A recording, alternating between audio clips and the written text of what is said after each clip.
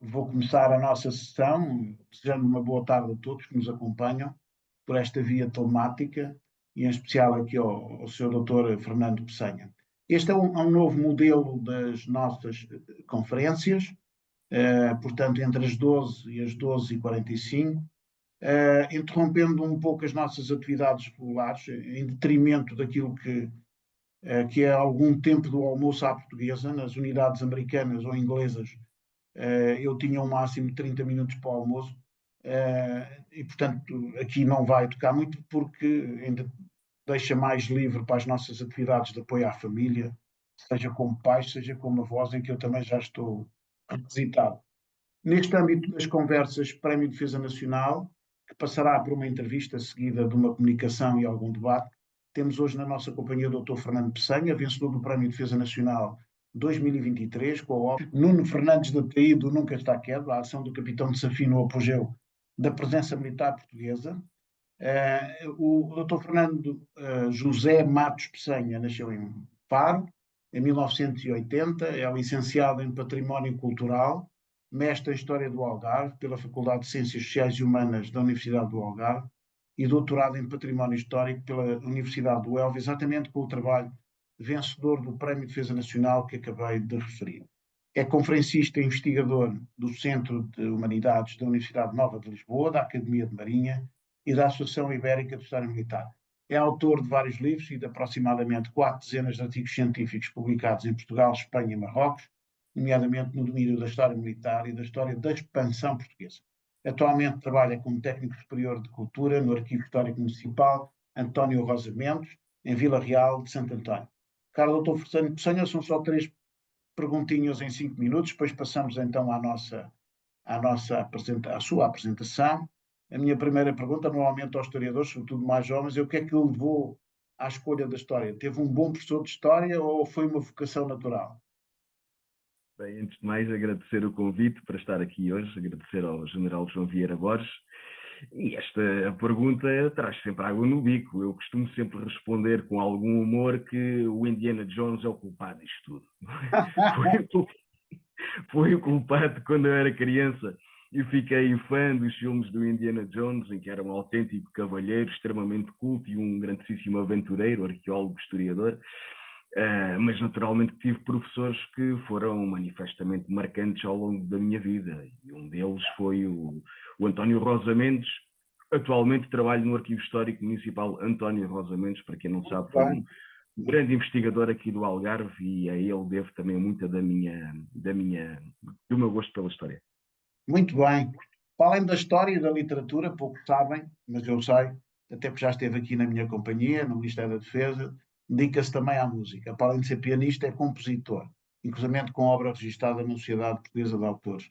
A música é exclusivamente um hobby ou também faz parte da história para si? A música já fez parte da minha vida de maneira exclusiva, a dado momento. E a partir de outro momento tive necessidade de enverdar por uma carreira que fosse mais segura a nível de rendimento mensal. Não posso considerar um hobby, seria demasiado desplicente da minha parte considerá-lo, mas naturalmente que é uma das grandes paixões da minha vida. Tento mantê-la dentro da medida do possível. Muito bem. Neste momento, em que projetos é que se encontra empenhado? Eu encontro-me sempre empenhado, seja em Isso eu projetos, seja sei, fora. eu sei. Atualmente, hoje mesmo, tenho que mandar um trabalho, a revisão de um trabalho que também ganhou um prémio de ensaio histórico, desta feita da União das Freguesias de Faro, sobre um corsário e pirata aqui de Faro do século XV, que era o Rui Valente. Portanto, hoje mesmo, depois desta conferência, vou ter que despachar esse assunto. Encontro-me presentemente também a escrever sobre a Praça Militar de Faro, de acordo com a descrição do engenheiro militar Alexandre Massai, no século XVII. Encontro-me a trabalhar sobre um estudo de um baluarte de artilharia, aqui em Ayamonte, do outro lado do Guadiana, numa equipa pluridisciplinar, com arqueólogos e arquitetos, de maneira que não falta trabalho e, francamente, vivo absolutamente esmagado pelo volume. Eu queria não poder ter um bocadinho mais de tempo de lazer, mas é complicado. Muito obrigado. Não sabem alguns, mas já saberão que foi artilheiro também, essa ligação à artilharia foi certamente importante na formação. Eu agora vou passar então o Zoom para si, para a apresentação, em cerca de 30 minutos. Somos todos olhos e ouvidos e no final, se houver perguntas, eu passarei então a palavra a quem nos está a acompanhar. Até já, a palavra agora é sua, faz favor. Ora, muito obrigado. Bem, antes de mais, eu tenho que me desculpar porque parte desta apresentação, o PowerPoint está em português, alguns momentos estão em castelhano, porque tive que fazer a defesa em língua castelhana, naturalmente, de maneira que pelo menos as conclusões hão de estar em castelhano. Portanto, aqui assumo desde já o meu meia-culpa. O trabalho que ganha o Prémio de Defesa Nacional 2023 é, portanto, baseado na tese de doutoramento de Nuno Fernandes de Ataíde, no Castaquedo, a ação do capitão de Safin no apogeu da presença militar portuguesa em Marrocos, que teve a sua defesa na Universidade de Huelva em setembro do ano passado. Ora, tratando-se de uma tese académica, este trabalho está composto em várias partes, naturalmente. Uma primeira parte na introdução, em que cumpre-se o protocolo, a nível da justificação do tema, objetivos, fontes primárias, crónicas, genealogias e o estado da questão, portanto, o estado da arte, o que é que sabe até então. E depois, então, as três partes principais. Uma primeira parte dedicada à inserção sociofamiliar deste indivíduo, Nuno Fernandes de Ataíde, ou seja, o que nós devemos compreender por família na transição da Idade Média ou da Baixa Idade Média para a Idade Moderna e as ligações familiares deste fidalgo. Um segundo capítulo sobre este indivíduo, que era o Alcaide Mor de Alvor, aqui no Algarve, para quem não sabe, capitão de Safin, as estratégias de ascensão social deste nobre de função, passando pelo seu património familiar, pelo casamento e a sua descendência, a sua rede clientelar de apaniguados, portanto, e ele como fronteiro, portanto, antes mesmo de capitão. Uma segunda parte é dedicada já à questão de Marrocos, a Duquela, que é uma região de Marrocos, e particularmente a região de Safin, a sua importância no quadro da expansão portuguesa em Marrocos. Ou seja, aqui tratamos essencialmente da expansão para o norte da África e especificamente esta região da Duquela, onde nos vamos concentrar, tal como na cidade de Safin a nível da sua contextualização histórica e geográfica. Depois, trataremos já na parte 3 da capitania, ao fim e ao cabo, de Nuno Fernandes de Ataíde. Capitania essa que nós podemos dividir em dois momentos diferentes. Estes dois momentos compreendidos entre 1510 e 1513, e que é composto neste capítulo pelos vários empreendimentos militares e pela ação política e administrativa deste capitão para esta balizagem cronológica, entre 1510 e 1513, e depois, o capítulo seguinte, a segunda balizagem cronológica, compreendida entre 1513 e 1516, que ao fim e ao cabo é quando o nosso capitão consegue consolidar o seu poder e investe para o interior marroquino. Até se termina naturalmente com as conclusões, o glossário, a bibliografia, anexos, que são bastantes. A nível de justificação do tema, bom, como vocês devem compreender, apresentar os resultados ainda que em traços meramente generalistas, em meia hora, é uma tarefa árdua e manifestamente ingrata. Vou aqui tentar expor da maneira mais sintética possível os resultados desta investigação. Antes de mais, justificar o porquê. Qual é a justificação do tema? E a verdade é que não, curiosamente, por mais estranho que possa parecer, não existe uma única tese dedicada à figura do Nuno Fernandes de Ataíde, que é estranhíssimo, desde logo, porque o Nuno Fernandes de Ataíde é um dos grandes, aliás, é o artigo definido, o grande paladino do projeto imperial manuelino para o norte da África. Só tem comparação a nível da sua ação com o Afonso de Albuquerque, e toda a gente conhece o Afonso de Albuquerque. As crianças conhecem o Afonso de Albuquerque, os cidadãos normais não versados em história conhecem o Afonso de Albuquerque. Existem inúmeros trabalhos sobre o Afonso de Albuquerque, de Geneviève Buchon, do José Manuel Garcia. Curiosamente, o seu outro colega, mas de outro teatro de operações, do Teatro de Operações norte-africano, ninguém sabe nada dele, que é o Nuno Fernandes de Ataíde. Isto é estranhíssimo. Portanto, era uma lacuna da nossa historiografia, da história da expansão, que nós tínhamos naturalmente que atenuar. De maneira, os objetivos passaram, desde logo desta tese, passaram por consistir numa metodologia de investigação através da análise crítica e do cruzamento de informações epistolográficas, portanto, das cartas, da cronística, e com a informação proporcionada quer pela geografia, quer por estudos realizados no âmbito da arqueologia e da arquitetura. E posto isto, dizer-vos que a nível de fontes primárias, nós precisamos sempre da base de sustentação de todo o edifício. E este edifício de conhecimento a nível deste indivíduo só é possível através de um conjunto de fontes primárias que são fundamentais. Muitas delas estão publicadas. Nem todas elas encontram-se avulsas no Arquivo Nacional da Torre do Tombo. A verdade é que desde finais do século XIX existe uma tradição historiográfica no sentido de publicar fontes. Isto não quer dizer que muitas vezes elas tenham sido analisadas e problematizadas. Podem estar transcritas e publicadas, mas o certo é que há muito por investigar, mesmo para estas que já estão publicadas. É o caso, por exemplo, aqui dos documentos das chancelarias reais anteriores a 1531, de Marrocos, compiladas pelo Pedro de Azevedo. O próprio António Baião publicou os documentos do arquivo cronológico relativos a Marrocos.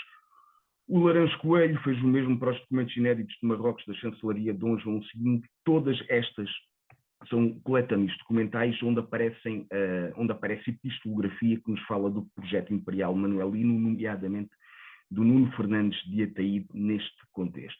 Já para não falar de outros compêndios documentais, o Monumento da Henriquina, que toda a gente conhece, os textos em algêmea portuguesa, do David Lopes, que incidem particularmente no caso de Safina, e Sorcinet de l'Histoire du Maroc, fundamental para nós compreendermos o que se passava no sul de Marrocos durante o período do reinado de Dom Manuel, para além de muitas outras, as gavetas da Torre do Tombo, que já foram publicadas nos anos 60, os lendários, quase lendários, arquivo histórico português, que é muita epistolografia manifestamente interessante, e até mais recentemente o Portugal e Sul de Marrocos, contactos e confrontos, que foram coordenados, um corpus documental, que foi coordenado pelo nosso André Teixeira, do CHAM, e pela nossa Maria Augusta Lima Cruz, também do CHAM, da Universidade do Minho, e que teve e que eu tive o gosto de ser minha arguente na própria defesa da tese. Para além das fontes primárias, depois existem outras fontes que nós podemos considerar secundárias, mas também são primárias. Bom, acabam por ser as crónicas. E a fonte documental a nível cronístico é o Damião de Góis. É incontornável na medida em que ele teve acesso a muita documentação que acabou por perder-se. Nós sabemos, através do Damião de Góis, de muitos factos que já não encontramos nas fontes primárias, ou porque a documentação foi extraviada, ou porque, enfim, teve outro destino que não permitiu chegar aos nossos dias. Da mesma maneira, o Dom Jerónimo Osório segue de perto as crónicas de Damião de Góis, que é a fonte cronística principal, assim como Manuel de Faria de Sousa na África Portuguesa. Para além destas cronísticas, depois existem também trabalhos, também outras crónicas que nos falam do universo africano da altura do nosso Nuno Fernandes de Ataíde e do projeto manuelino para o norte da África, nomeadamente o Leão africano, portanto autor muçulmano, e outros que não sendo muçulmanos, passaram muito tempo no norte da África. É o caso, nomeadamente presos, é o caso do Luís del Mármol Carvajal, na sua Descrição General de África, suas guerras, e o Diego de Torres, também na sua relação da origem dos sucessos.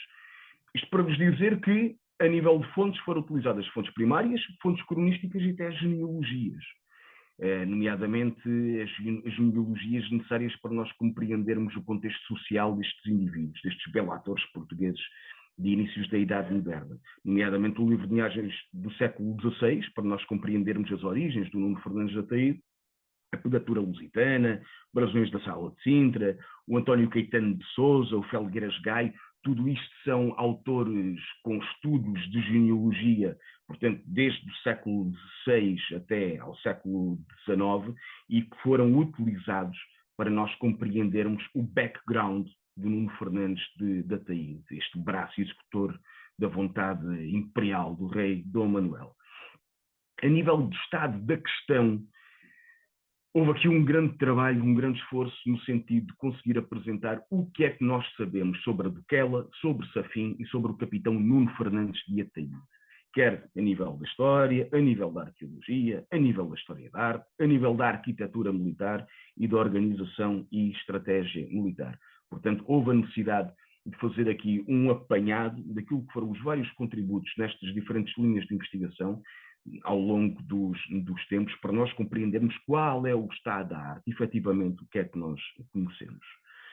A primeira parte, nomeadamente o primeiro capítulo, fala-nos da inserção sociofamiliar de Nuno Fernandes de Ataíde. A tal transição que eu vos tinha falado, o que é que nós devemos compreender como família, o conceito de família, na transição da baixa Idade Média para a Idade Moderna, passando pela família enquanto núcleo natural do sistema social, que é extensível não só aos familiares de sangue, como também às redes clientelares, não é? Aos apaniguados que fazem da casa do senhor, sendo tudo isto importante para nós conseguirmos determinar qual é o status social do indivíduo para este período que nós devemos compreender entre finais do século XV e inícios do século XVI.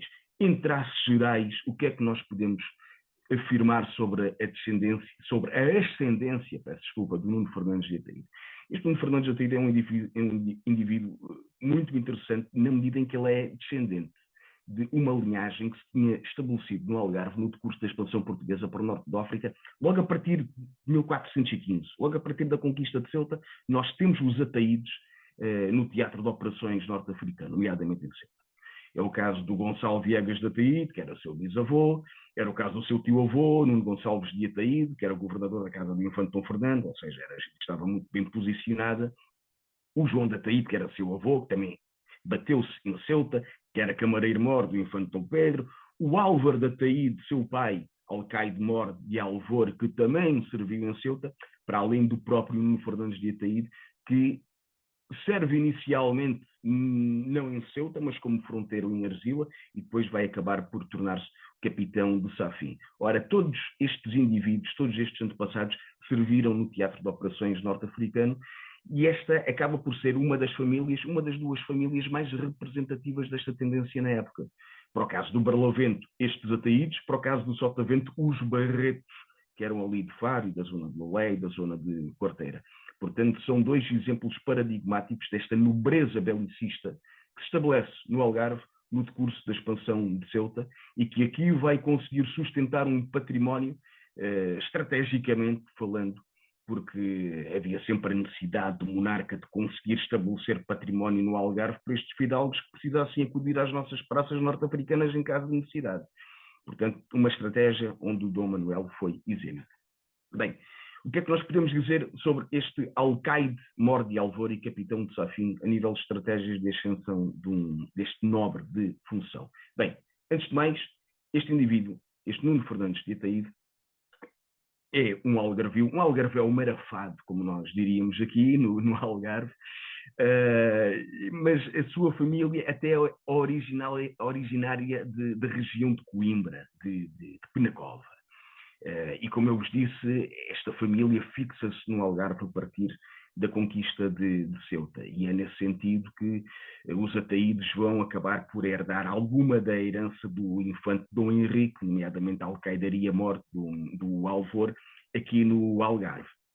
De maneira que não só esta ligação a Penacova, não só o senhorio em Alvor, Alvor fica ali ao lado de Portimão, onde a família se estabelece, mas este indivíduo, para além destes senhorios, tem algo que é, digamos, o monopólio da refrigeração da altura, que é a venda do sal em Lagos e em Sagres. Quem tem a venda do sal tem uma galinha dos ovos de ouro nas mãos.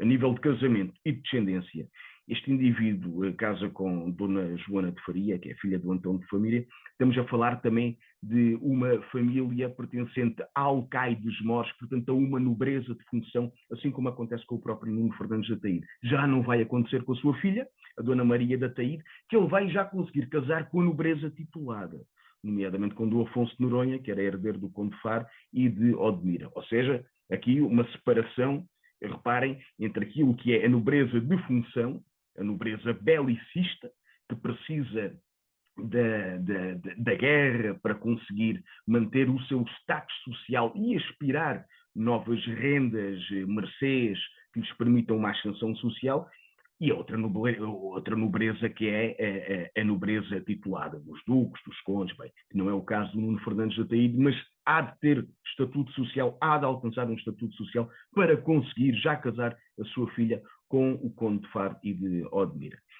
A nível da sua rede clientelar, abordámos também esta faceta do alcaide-mor de Alvor e efetivamente ele levou grande número de homens algarvios para a região de Safin, nomeadamente escudeiros e homens de pé, que compuseram aquilo que veio a ser a guarnição militar fiel a Nuno Fernandes de Ataíde, assim como levou consigo os seus familiares e seus fidalgos aparentados por laços familiares.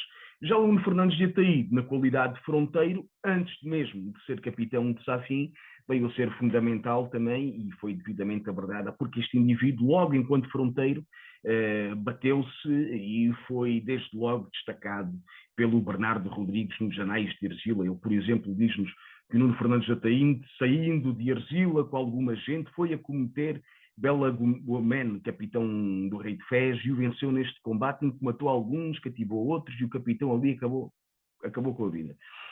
Noutro momento, ainda nos diz o nosso Bernardo Rodrigues que o conde de Borba, portanto capitão de Argila, louvou muito este feito do Nuno Fernandes de Ataíde por ser um dos maiores e melhores que em toda a África se fez. Portanto, a ação deste então jovem no Teatro de Operações norte-africano, nomeadamente na região de Argila, na Praça de Argila, foi algo que acabou por causar impacto na sua época. E, claro, esteve por detrás também da sua posterior nomeação para a capitania de Safin. Bem, o que é que nós podemos falar a propósito da região que foi a zona geográfica onde ele se moveu e onde constituiu as grandes proezas que o fizeram ficar na história? Dizemos, de maneira muito geral, que a região de Safin, ao fim e ao cabo, é o grande celeiro de Marrocos. E que o celeiro era um celeiro altamente necessitado para a coroa portuguesa, se nós tivermos em consideração a grande realidade deficitária a nível cerealífero que existia em Portugal na centúria quatrocentista. Portanto, a expansão para o sul de Marrocos, não para o norte, mas para o sul de Marrocos, tem a ver, claramente, com o aspirar das riquezas que vinham do sul marroquino, não exclusivamente no que diz respeito ao peixe, não exclusivamente no que diz respeito aos cartoons, não no que diz respeito ao gado, mas principalmente o cereal, que era fundamental depois para abastecer as nossas naus para a carreira das Índias. É, portanto, neste sentido que a região de Safin e a região da Duquela, que se encontra a ocidente de Marrakech, foi uma zona fundamental para a expansão portuguesa durante o reinado já do rei Dom Manuel. O capítulo 4 dedica-se ao governo de Diogo da Zombuja, que foi o primeiro capitão, assim como um capitão interino que ainda não tinha sido considerado pela nossa historiografia nacional, o Pedro de Azevedo, para depois sim entrarmos na capitania do Nuno Fernandes de Ataíde. Ora, neste momento existe uma divisão entre o período correspondente a 1510 e 1513, em que o Nuno Fernandes de Ataíde chega a Safin até à sua nomeação como efetivo governador, e é neste sentido que eu abordo aqui uma quantidade de acontecimentos, as circunstâncias altamente desfavoráveis em que ele toma posse como capitão, o ataque inaugural ao castelo do Mouro Santo, que até deu origem recentemente a um artigo que eu publiquei na Universidade das Canárias, sim, Las Palmas de Canárias, creio que ainda está no prelo. Depois, a abordagem à grande prova de fogo foi algo que a nossa historiografia nacional nunca tratou, com muita estranheza, porque o grande cerco de Safin de 1510, tal como o grande cerco de Mazagão de 1562, foram marcos incontornáveis naquilo que é a capacidade dos portugueses a nível de resistência numa praça forte, com poucos recursos e contra um adversário esmagadoramente superior em número. Portanto, foi algo que eu tive o gosto de conseguir desenvolver e que vai dar origem a um artigo que irei publicar proximamente, espero eu, no próximo ano, pelo menos, na estratégica revista da Associação Ibérica de História Militar. Este contexto, o Grande Cerco de Safin de 1510, houve aqui a possibilidade de fazer uma análise crítica a este Grande Cerco, confrontando a epistolografia da época coeva com a cronística e a arquitetura militar, aquilo que ela nos pode dizer. Para isso fizemos um estudo, um levantamento in loco, e fizemos, para além disso, um reconhecimento das estâncias que estavam distribuídas por todo o perímetro muralhado, o reconhecimento e distribuição das tribos sitiadoras, portanto, no exterior da fortaleza, assim como a análise as opções táticas e estratégicas do Nuno Fernandes da Ataíde. É daqueles casos extraordinários em que nós conseguimos compreender como é que, com o equipamento devido e uma organização criteriosa de recursos humanos, se conseguia fazer face a um adversário esmagadoramente superior em número. Portanto, um caso de estudo de guerra sobre o que era a guerra no final da Idade Média e inícios da Idade Moderna, bem representativo de como a desproporção numérica não era impeditiva para a vitória militar. Bem, a propósito ainda deste período correspondente a 1510-1513, tratei o amadurecimento de Nuno Fernandes da Ataíde a nível estratégico, nas suas primeiras entradas, assim como a sua política punitiva. O Nuno Fernandes da Ataíde granjeou uma fama terrível, quer entre cristãos, quer entre mouros, quer entre judeus. Era chamado nunca está quieto. Nunca está quieto quer dizer o nunca está quieto. E, efetivamente, a epistolografia diz-nos que o homem ainda estava ferido a regressar de uma campanha militar e já estava a cogitar aquilo que iria passar-se na campanha militar a seguir. Ou seja, ele não descansava. De maneira que este epíteto do nunca está quedo acabou por ser muito representativo daquilo que os seus adversários e que os seus aliados achavam dele, e que a expressão acabou por ser imortalizada pelo Damião de Góis. Depois foi também abordada a Serra de Benimagra, onde o Nuno Fernandes da Ataíde teve o desplante de ir à procura do rei de Marrakech. Calcula, o rei de Marrakech em casa, salvo seja, os campos eram a casa do rei de Marrakech, e teve o desplante de ir à procura do rei de Marrakech para lhe dar combate, e venceu, assim como nos campos de Alguns, onde pela segunda vez desbarata o rei de Marrakech. Ora, como eu digo, o desplante foi tanto que o próprio rei Dom Manuel acabou por atribuir a capitania definitiva da Praça de Safin. E Safin, na altura, era a praça mais importante de todo o dispositivo português no sul de Marrocos. Como nós podemos ver aqui, na nossa imagem à direita, é, portanto, aqui a representação da leitura nova, onde o Nuno Fernandes da Ataíde, do Conselho do Rei, obtém a mercê da capitania e governança da cidade de Safin, com todos os privilégios, mercês e distinções, como os outros capitães das praças do Além-Mar. Ora, ainda neste capítulo é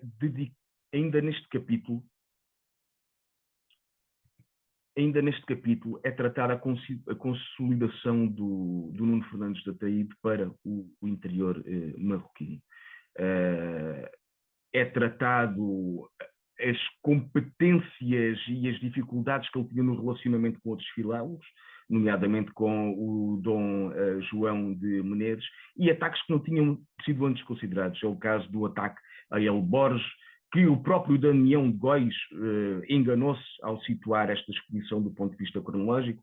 Houve a possibilidade de fazer esta correção, houve a possibilidade de reconstituir o itinerário, houve a possibilidade de fazer uma apreciação estratégica a este empreendimento militar, assim como houve a possibilidade de fazer aqui uma retrospectiva sobre uma série de empreendimentos militares que tiveram lugar no interior de Marrocos e que nunca antes tinham sido problematizados. Uma coisa são as nossas fortificações em Marrocos, outras coisas são as fortificações muçulmanas que foram atacadas. As nossas fortificações estão bem documentadas e existem vários estudos sobre isso, quer a nível da nossa história da arquitetura, a nível da nossa história da expansão.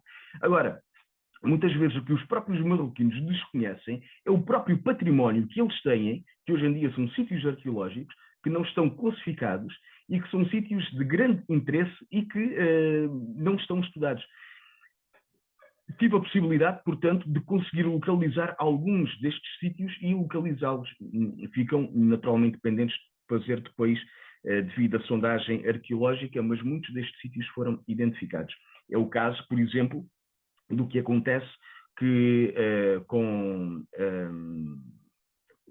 a Batalha dos Alcaides, por exemplo, que foi tratada pelo João Paulo Oliveira e Costa e foi tratada pelo Vítor Gaspar Rodrigues, que foi um dos grandes sucessos militares, onde participou o Nuno Fernandes de Ataíde e que levou à destruição do exército de rei de Fez e depois do reino de Marrakech.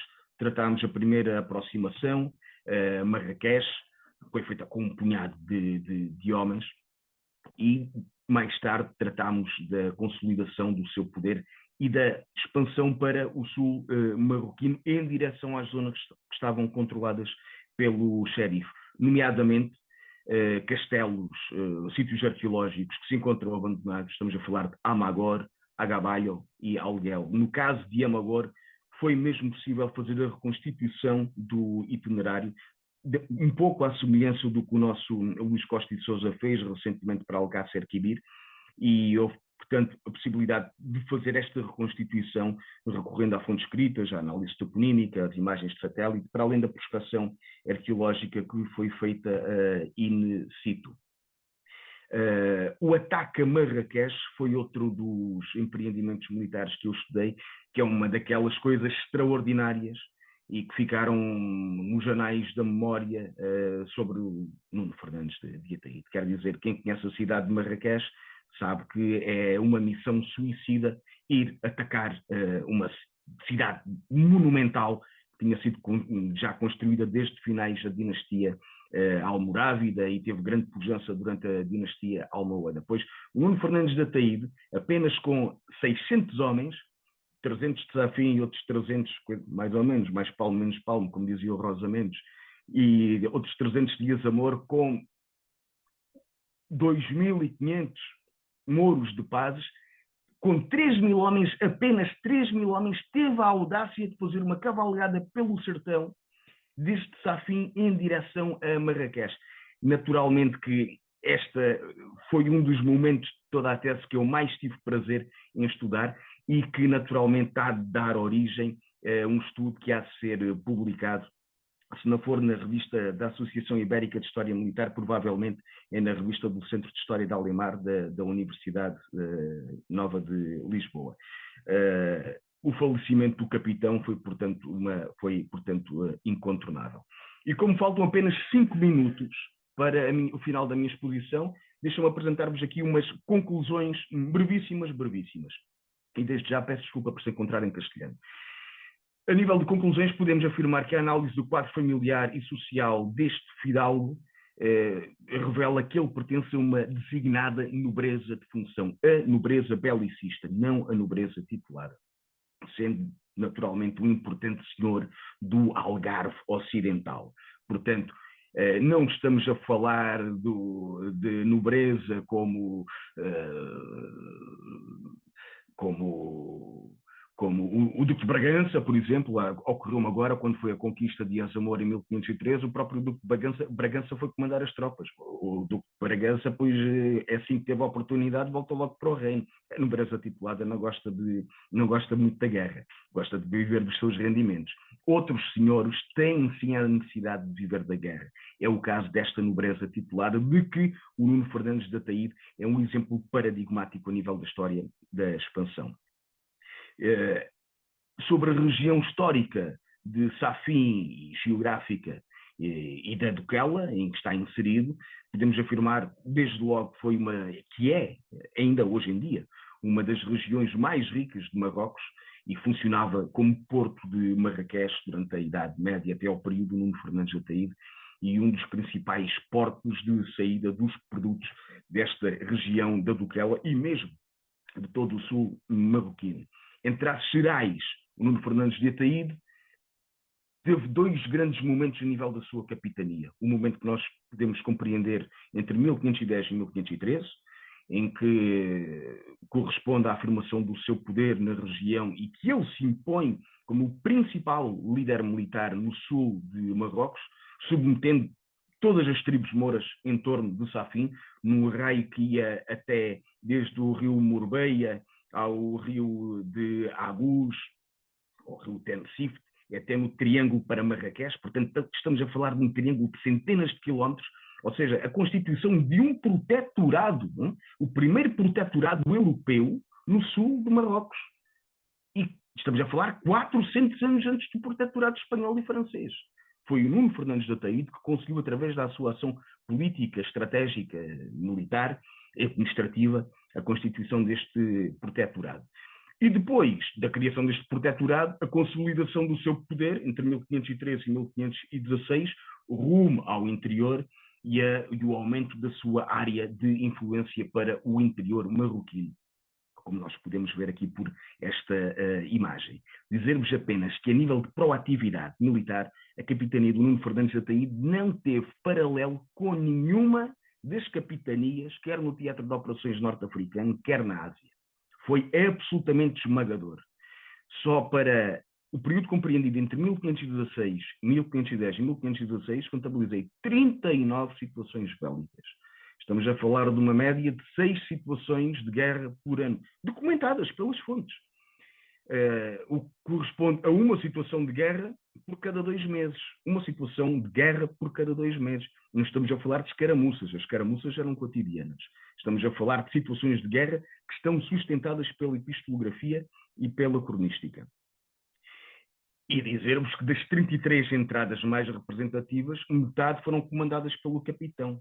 Ou seja, um pouco à semelhança daquela tradição medieval antiga, que o capitão vai à frente, pois ele, neste caso, não costumava ir à frente, ia atrás, mas estava presente, e era ele que tinha uma grande capacidade a nível de gestão dos recursos humanos e materiais e a nível da motivação das suas tropas.